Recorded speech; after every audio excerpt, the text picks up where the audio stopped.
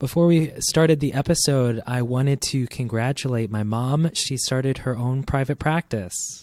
I'm so thankful for this new opportunity and all the support that I've been given by family and friends, and want to welcome anyone in the Columbus area who is looking for some healing and growth in their journey.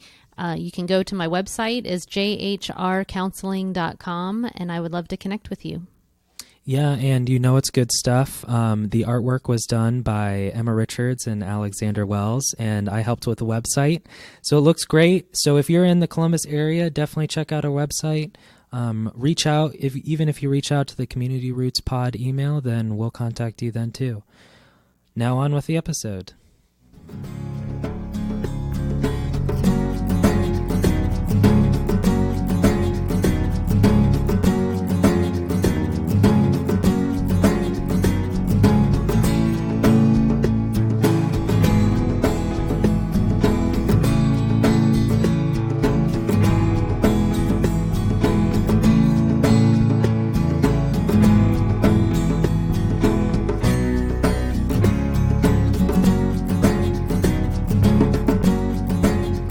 Hello, everyone. Welcome to Community Roots, a place where we gather in community to talk about mental health so we can travel the journey of life together. I'm Samuel Richards. I'm Julie Richards. And today we're off the beaten path with a very special guest, my friend Kristen Huyett. Welcome to the show, Kristen. Hello. Thanks for having me. Of course, Kristen flew all the way from Portland, Oregon, specifically for this conversation. I'm just kidding. No, that's true. Oh, really? Awesome. Whoa. Well, welcome. Yeah, all our viewers, you just got a really special treat. We've actually been talking pretty much for the past hour all about this topic today, so I'm really excited. But Kristen, how about you tell us a little bit about yourself and where you were and where you are?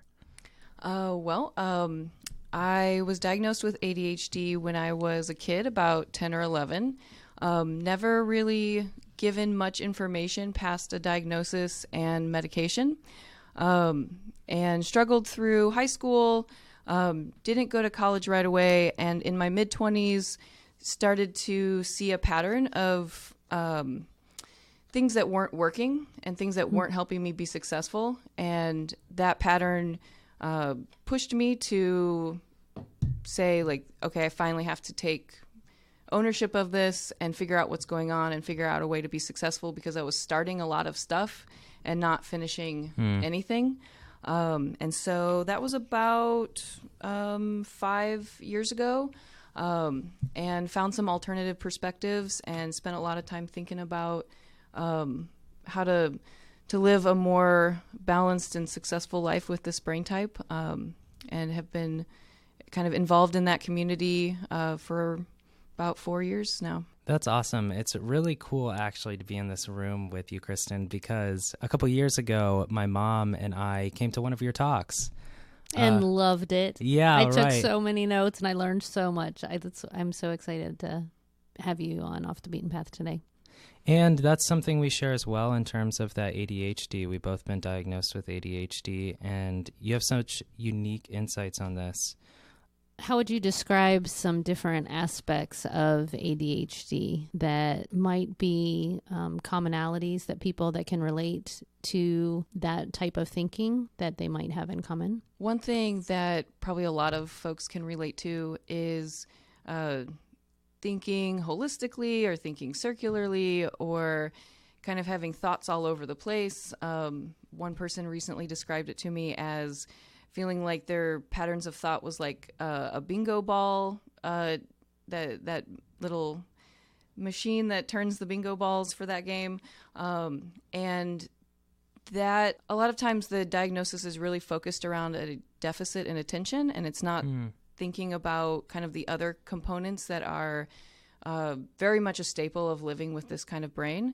But circular thinking is one of those, and it kind of has some real consequences to kind of how we maneuver through life and how we accomplish a task or don't accomplish a task. So that's a symptom that probably almost everyone can identify with. I definitely think whenever, at least in my history, whenever ADHD is brought up, it's almost brought up in a negative light, one that's about a kid who can't sit still in the middle of class, and the teacher just wants to get the class under control, but this one troublemaker won't just sit still.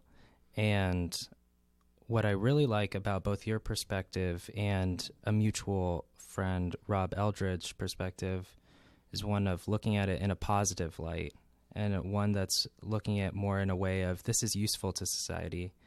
And I also think that circular thinking works really well into that, how it can be that bingo ball, and you're that one, like, what thought will come out, because there's so many thoughts jumbling through your mind. But at the same time, like, we have such a unique ability to pull from all those bingo balls. Yeah, and I think, like, so circular thinking, or kind of like starting the dishes, and in the middle of that going and, going to the laundry, and then you're hopping over to do something else, like, that can be kind of a day-to-day problem, or it can be a problem in school. But I think one of the strengths of this that we're probably not tapping into enough is solving problems from a holistic perspective, and kind of covering as many variables at once could be a really powerful way to solve problems that I don't think circles always get the chance to do. I did just use the word circle, so I don't know, kind of a normal thing for me to do, so I don't know if go ahead. It's kind of confusing to people, but so I don't identify with the term ADHD. I still use that term, and I think that if it works for the person to identify as that, then they should. But I feel like I've learned how to leverage a different style of focusing, and I just don't want to identify as something negative if it's not really going to be a service to how I think about myself. One of the things I was so fascinated by whenever Samuel invited me to your presentation a couple years ago was just how deep and meaningful your explanations were about ADHD. And that's one of the things I just wanted to validate too, and what you've shared so far is just the nature of how dynamic and the ability to have complexity and layers to things. And so I thought it'd be great today if you could just kind of outline for us some of your reflections that you've had on and insights on ADHD that I think are just phenomenal. Well, I'll start by saying that a lot of that comes from what I was doing, and what a lot of us are doing isn't working.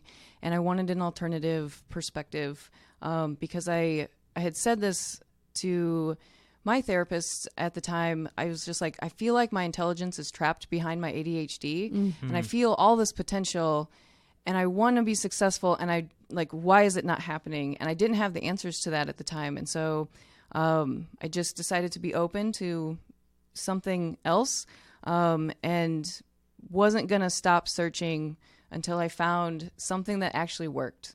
Because people will always tell you to try harder and all of those things that many people will be able to relate to. But it's like, okay, well, try harder at what? Like give me something to do.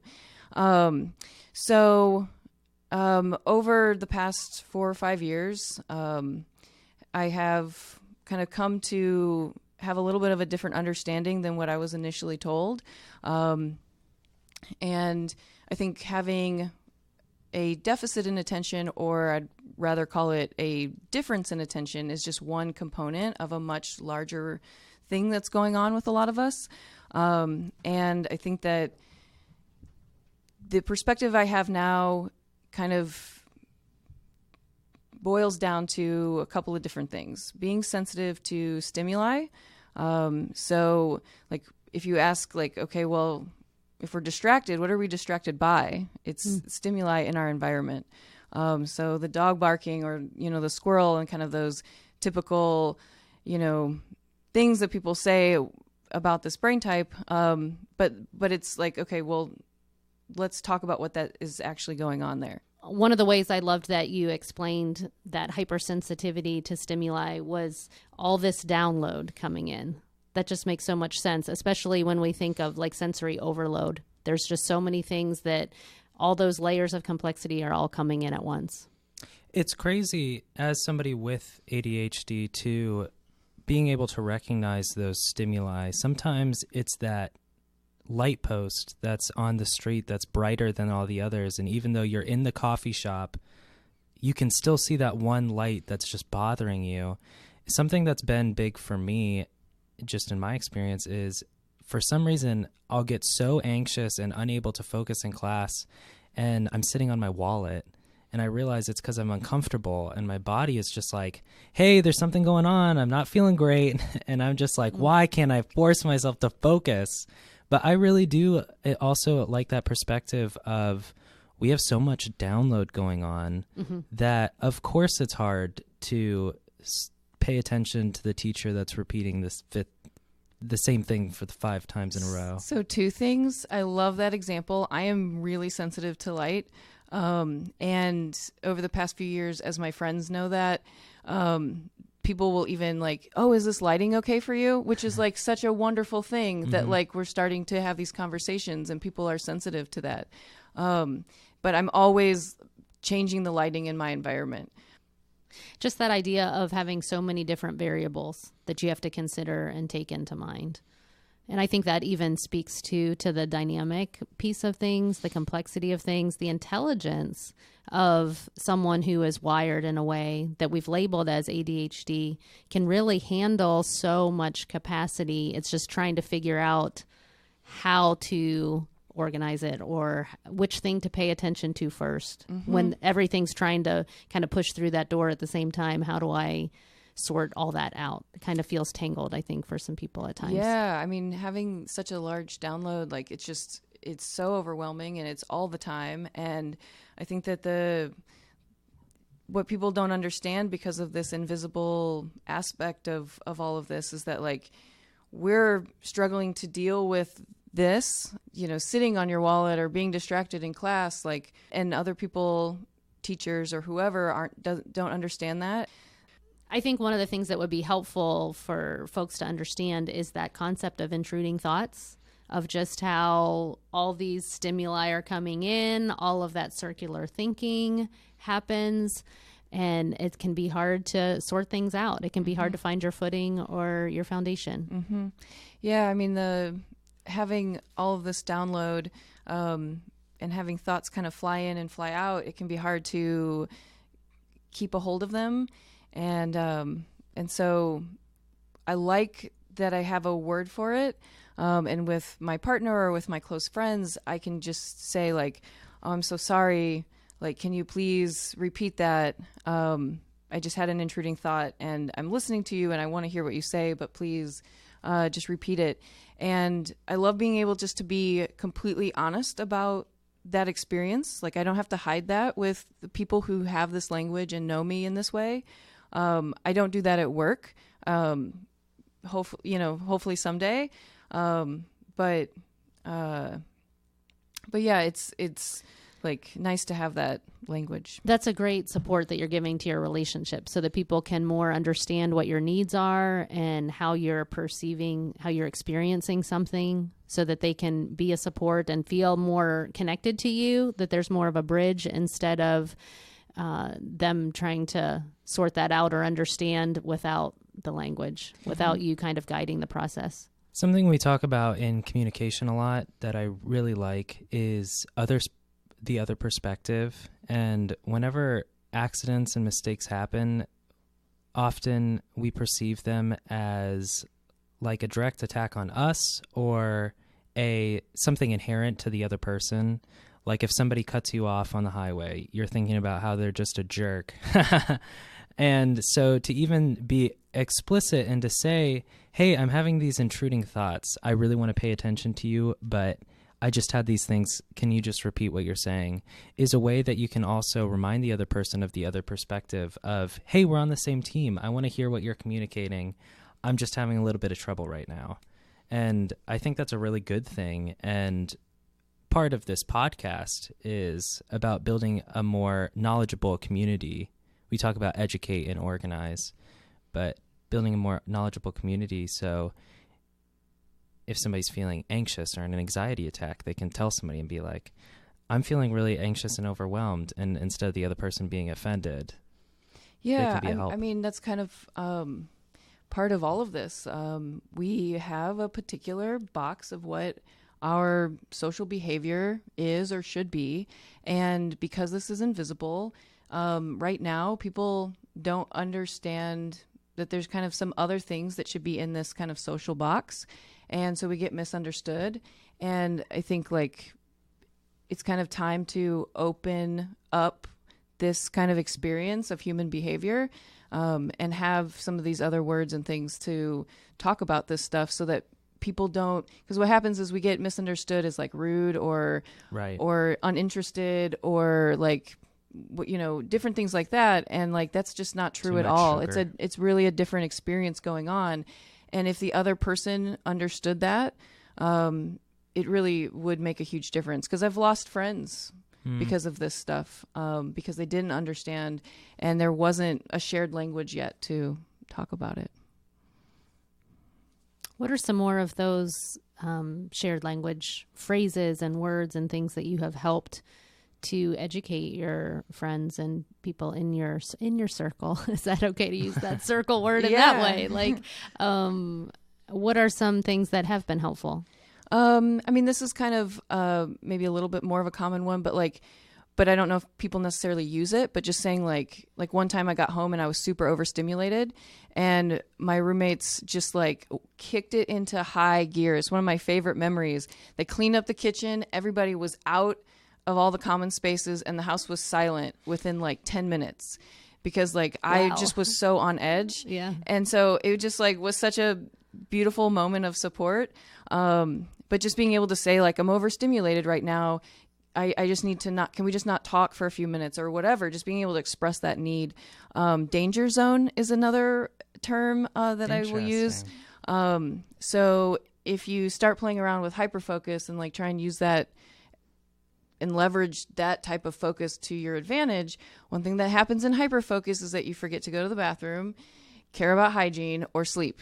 Or eat. And before I really kind of understood, I would just get so hungry and so tired that it was just in a bad place.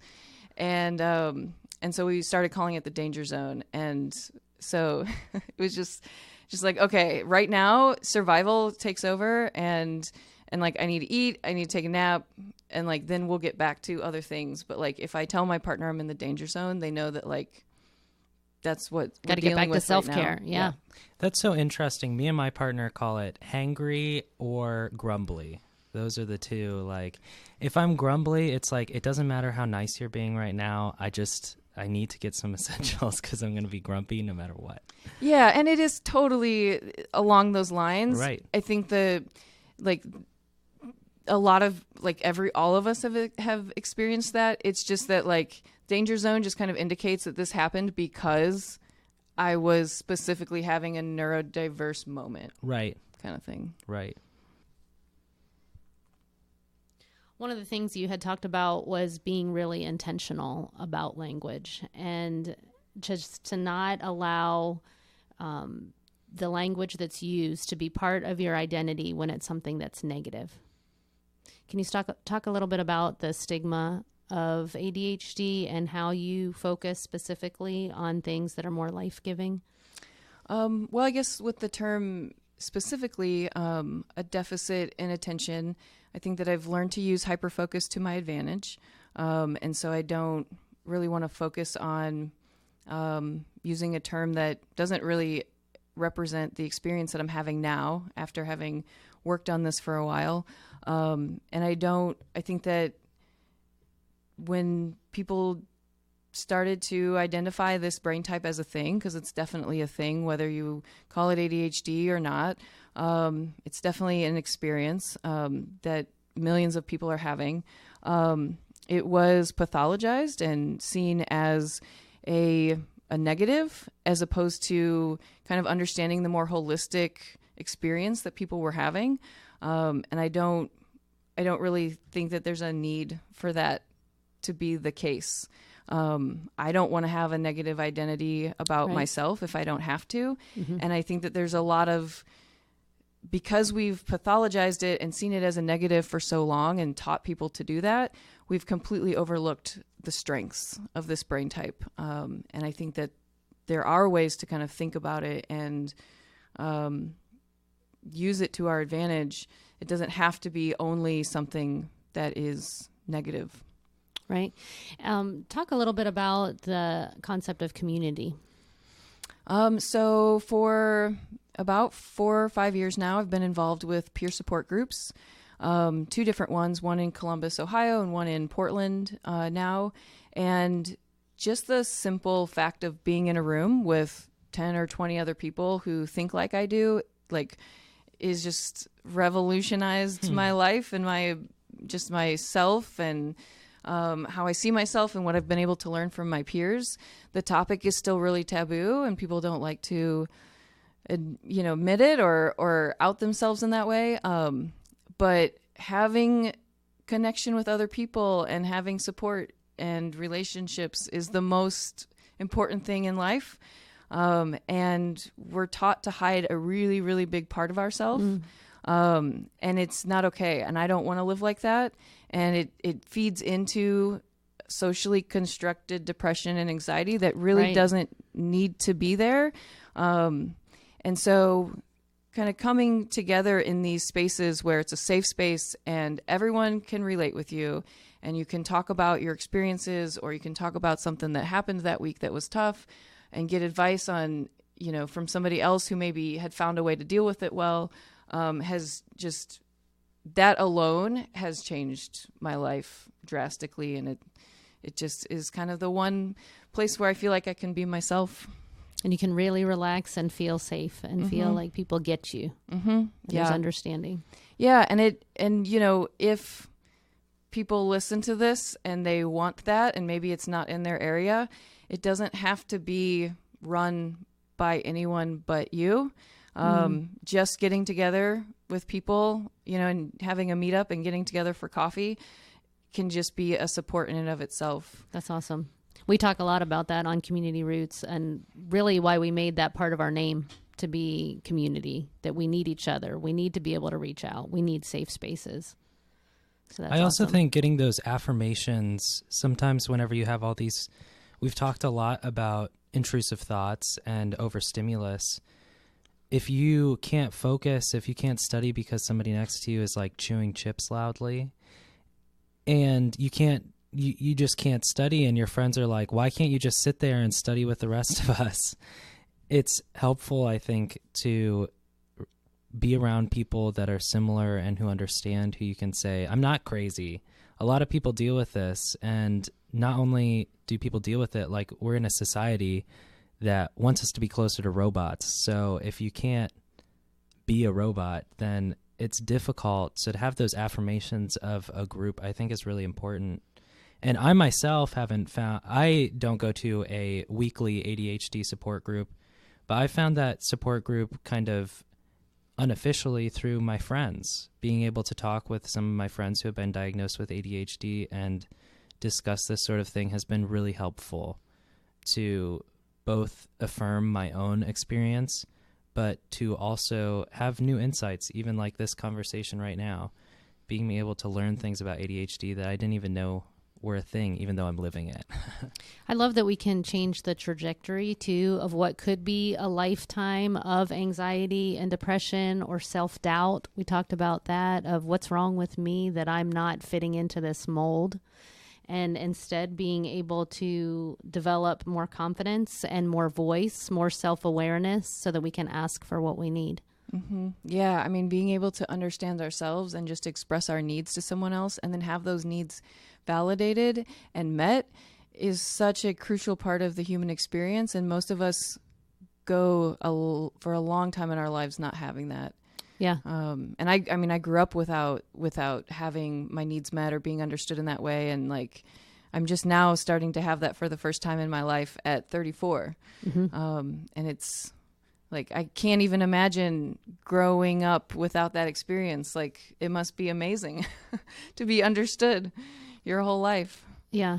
And to be able to have a different kind of experience where you don't have to feel so hopeless or so kind of downtrodden about your own sense of who yourself is. Yeah. I mean, we just don't fit in quite into the education system, or we're not totally understood at home, or we haven't been taught how to unleash our strengths or how to manage this kind of brain. And so like so many folks and even ourselves are really focusing on our weaknesses and not our strengths. And that just needs to be kind of part of the conversation, and like focusing on these strengths and how to unleash them is hopefully what these kinds of conversations can bring. On that topic, I would like to cover circular thinking a little bit more, go into depth in circular thinking, both in terms of being able to define it, but also to be able to talk about how it can be an extreme strength for somebody with ADHD. So I was wondering maybe if you could tell us how do you talk about circular thinking? And then one example I think you kind of touched on earlier was connecting dots, and like new ideas and innovations come from connecting dots, and seeing how things that don't normally fit together go together. And I mean, one example I can think of off the top of my head, and I'm in design, and so like retail has started to kind of go by the wayside because of online shopping. And so people have started to kind of put different things together that maybe don't normally go together. So like a shoe store and a coffee shop. And so like, they just like, I think there's dots like that circles connect, and they can make it work when maybe other people can't see that potential. And potential is another thing too. Like, we're big picture thinkers. And so we see all of these dots. We have this big vision. Thinking outside the box. Yeah. And we can see the potential for things too. And we believe in these things, potentials. Like, if there was nobody in society who believed in the potential of something new, that would be terrible. Sure. And so kind of having like that strength. But one thing that a lot of circular thinkers struggle with is, how do I get to the big vision? Like, we don't know how do to we get it there. To follow through and see it the come steps. to fruition. Like, right. we've got the big picture, but we need the folks in our lives who are linear thinkers, or we need to learn the process ourselves. But like, that's a specific thing that we need to learn in order to accomplish a big vision. But we're not being intentional with skills like that, because we struggle with that beginning part. You talked a little bit about how people see symptoms first, and then there's this frustration that builds up, and then we don't get to see the positive stuff. And as we were kind of processing that through earlier, you talked about, can we do the things that someone's asking us to, and should we be expected to? And your response to that was absolutely, but we need to be taught. Yeah, I mean, I think like I think the word ownership is really important. If you ask a room of circular thinkers if they've ever done something, if they've ever finished something, they will all say yes. Because when we find something that we're obsessed with, that we want to do, we do it, and we do it really well.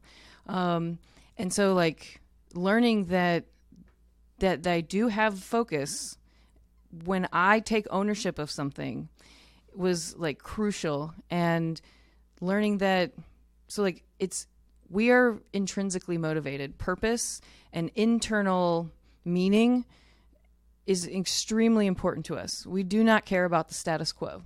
And so like, knowing that that's kind of part of who you are helps you make better decisions about what you might want to do with your life, or why you're struggling to do this thing, because you might just not care.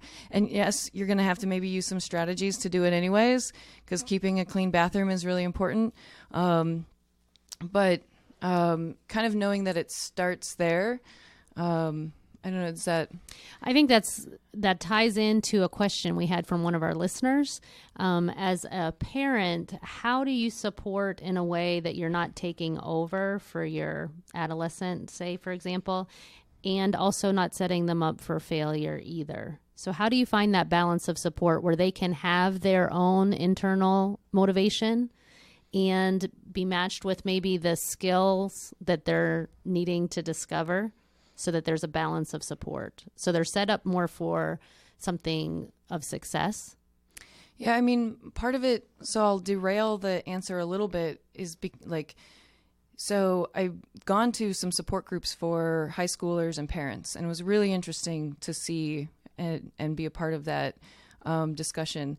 And I think that what is hard for people to kind of move out of, like paradigm wise, is that like, so intrinsic motivation and doing something because it's in your heart and soul to do is so important for us, but that's not how our education system is set up.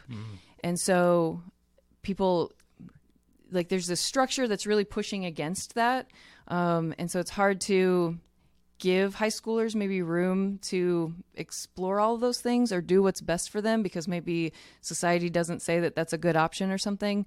But it really, really is super important that like the high schooler or the whoever the circular thinker is, that they're doing something because they want to. It's part of their internal desire.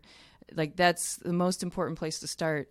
And then, I mean, in terms of supporting them and that balance that you're talking about, I mean, it comes down to kind of having the awareness of what these struggles are. Like, why is this person not doing X, Y, and Z? Are they overwhelmed? Like, what's going on? Kind of asking those exploratory questions and not just getting frustrated right off the bat. Yeah, being that makes open to a that makes a lot of experience. sense, to be able to problem solve together, and maybe to help that adolescent to be able to grow in their self-awareness of what do you need right now, and probably some skill development on the part of the parent to be more patient, to be able to say, let go of the status quo. Let go of the expectation that it has to look a certain way, and allow for some of that journey and process and wrestling and trial and error and learning, and providing a safe space for that to happen. Yeah, and I think being open to things looking a different way and trial and error can't say it better than that. These strategies of like how I remember to take what I need with me throughout my day or whatever, those are going to be individual. Like, everyone's going to have to come up with their own. And so like exploring and having this trial and error is how I figured out a lot of what works for me. And so like your son or daughter is going to have to do that too. And if there's tension throughout that process, that's going to be really tough. Sure. It really is personal, that you have to explore and have that safe, connected relationship where you are supported in doing that. Yeah. And I think expectations are huge. Being able to like realize that those have to maybe change, and that may not be like, I think sometimes parents kind of get into a box with that stuff. But like, that is part of what needs to happen sometimes. Like, we aren't linear thinkers. We are really having a different experience. And so it makes sense that expectations would be different. And help me to understand what it's like for you in your shoes. Like that willingness, that openness to hear a different experience. Yeah. And I think like growing pains too, like one specific example, this mom, the son was having a hard time getting places on time. And she was just really stressed out about this. But like, it is going to take a circular thinker some time to learn how to get places on time. Sure. Like, that's an okay growing pain to have to work through. And if that child is getting, is having parents who get frustrated with him throughout that process, that is going to just deteriorate the relationship and affect the child negatively. Sure. And so like, but the fact remains is that a circular thinker is going to struggle with being on time. And like, there's going to be variables that they're going to have to work through in order for that to be something that they can do. I can do it now. I've worked through it. But it is part of the growing pain. And like, it's not going to just change overnight. There's a lot of things that kind of go into that. I think as well, whenever you're in the school system, we talked about earlier, like the school system wants you to think linearly, do things that you don't want to do. There are deadlines, time limits, all that sort of thing, that none of which really work well with ADHD. And what I felt even as a student was that even if home is an accepting place, school is a place that's going to be pushing another concept on them. So when Mom talked about patience earlier, I think that's really relevant as well, because even if you're providing a home that's open and stable, and you're like, how can we work collaboratively to get you to work on time or something like that, that at school, it's not about that. It's about sitting in your chair, shutting up until the end of the period, and then all that stuff. So you kind of have this conflicting nature, and then throw in like the fact that you're growing up and in your teenage years. That's got to add to the stress.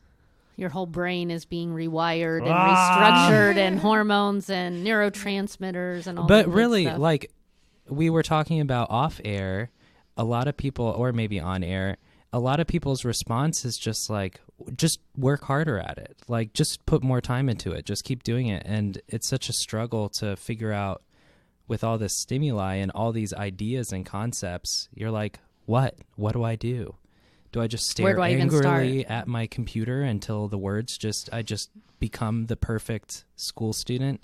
And it doesn't work like that. So I wanted to offer that perspective as well. Like, even whenever you create these safe spaces with your kids at school, they're getting a different message, at least in my experience. Sure. Another perspective I wondered if we could touch on for just a moment is for spouses. Whenever they're experiencing confusion, trying to interpret their spouse's behavior and figure out what is ADHD and what is just being either unhelpful or irresponsible. Oh, that's so messy. It is so messy. That's a really messy thing to unwind, and like, it really is an exploratory process of like, sitting down with two people and figuring out what's going on there. I mean, it's a little bit the same as dealing with like the parent-child in terms of being open to different expectations, being open to exploring and figuring out trial and error, what works, using some of like the words and language that we've talked about already, to talk about the experience, and like, I mean, I talked to one wife and husband one time, and like, I don't care about food. Food is like superfluous to me. I don't like to mess with it. It's like a big project I have to do 3 times a day, and I'd rather just work on my obsessions. But just like hearing, this wife was like, oh my God, I love to cook, and my husband doesn't appreciate it. And so hearing me say that hearing that her husband and I felt the same way about food, she was like, oh, like, I don't have to take this personally. This is just part of someone else's brain thinking differently. So kind of being open to those differences. I don't know what's kind of more specific of a question on that, or like, I think you answered it. Yeah, I think that was a great kind of summary of what we've been talking about today. And also just the need to kind of drop the stigma, drop the negativity. Like, let's get away from that and find what are other ways that we can work together, understand each other, listen better, be available to each other, be a support, find out what these needs are that we all have, and how we can navigate that in our relationships. Mm-hmm. Yes, definitely. I wanted to talk just a little bit about that question with the husband and with the school kid as well. That might be kind of an add-on, but I think that the idea of games is really important to my own learning process. Like, I think that I can hyper-focus on games really easily. And I also know, Mom, you can give me the specifics, but it takes less neurons to connect for you to understand a game than it does a You'll new learn idea. it significantly faster. Whenever your brain is in that light, laughter, fun, all of that, you need it repeated just a couple times. And if it's not in that, if it's more in that fear response or the intensity of stress, then it takes thousands upon thousands of more Right. times to actually get it. So Even though it's things, the same exact problem, Right. with the same exact situation, I think in a place of how do I deal with my husband, or like it can be stressful situations, and I like the idea of collaborating to say if your husband never, like we talked about cleaning the bathroom being something difficult for somebody who's a circle to do, and one, working together, so you're both there together and working on the same thing, but also the idea of a game, like just something that's laughter, like how can we get this in a way that we use the least amount of chemicals is normally how Connie and I do it at home. But in some way that, or you do this and I'll do this and let's see who can get done faster, is just the sense of being together as a team, right. That together we are working through this. It's I not think- me against you. It's us together against what we are working towards, maybe is a better way to say it, what we're hoping to accomplish. And I think being able to switch between those perspectives, I think that's another thing that circle-minded people do really well, is be able to flip what perspective they're seeing things, is really effective and helpful, because instead of from an ADHD mind, somebody who's like, ugh, I have to do this. How can I force myself to just go through the motions of cleaning this toilet? To like, okay, yeah, I'll race you. That sounds fun. And it's so small that has really impacted how my life is run, even with school. I just wanted to share You can that kind of perspective feel that as well. shift in you of like, this becomes more motivating for you. It is crazy. Mm-hmm. It is crazy. Even to just train myself whenever I'm sitting down to a piece of paper to write a 5-page paper, I feel the angst and anxiety, and then I just remind myself like, oh, this is just a game. Let's fill in the blanks here. After I fill in the blanks, then my paper's basically done. Yeah, and those strategies or approaches, everyone's going to have what works for them. And like, that's one thing that I think kind of comes out in these peer support groups, and you get all of these different perspectives, Yeah. and then you start to kind of come up with your own strategies faster. And so like my thing is like, so the way that I like do the paper, or the things that I don't want to do, like cleaning the toilet, there's things that I really want to do. So I have a deal with myself. And so like, if I want to work on the things that I'm obsessed with and my passions, then I have to do laundry and I have to make sure the bathroom's clean. And like, so that's kind of my like game with myself, which That's is so like, cool. I'm going to do a little bit of like that hashtag adulting, like minimal, but keep it moving, keep things going, make sure I shower, and then leave as much time as I can for all of my other stuff. Yeah, that seems like a good idea as well. If you're surrounded by ADHD people in your life, go find other ADHD people to say, how does it all work? I think it's also important that we just acknowledge the impact of ADHD on marriages, that it actually increases the likelihood of divorce. And that, I believe, can be prevented if we can apply some of the things that you've been talking about today. Mm-hmm. If we could learn to be more understanding and open and hear each other and stick with the positive. It can be really difficult whenever what the person that's maybe the spouse is experiencing, like there's no follow through, you're being lazy, and they kind of get stuck in that negativity bias. Mm-hmm. And instead we need to change that trajectory. Yeah. And I think it's really important. Like, I think vulnerability is super important to me. And I am also divorced, and that there was a lot of issues, but that definitely played into my relationship, and my ex-partner didn't believe some of the things that I was saying. And like, so I guess it's just kind of like we're saying this is an experience, it's real, it's happening.